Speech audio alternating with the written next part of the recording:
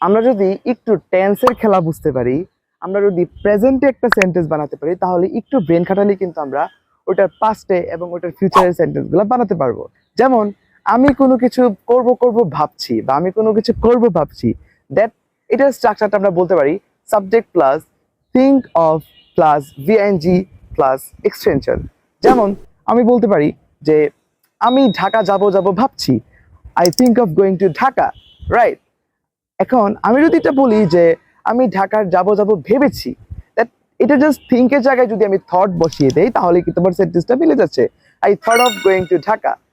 এখন আমরা যদি বলি যে আমি কোনো কিছু শিখি, দ্যাট মিনস আই লার্ন, সে শিখে, হি লার্নস, আমি শিখেছি, আই লার্ন, সে শিখেছে, হি লার্নড, আমি শিখবো, আই উইল লার্ন, সে শিখবে, হি উইল লার্ন।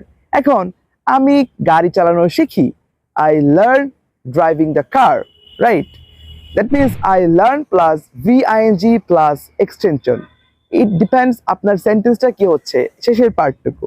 যেমন আমি ফুটবল খেলা শিখি, আই লার্ন প্লেয়িং ফুটবল, আমি ফুটবল খেলা শিখেছি, আই লার্ন প্লেয়িং ফুটবল, আমি ফুটবল খেলা শিখবো, I will learn playing football.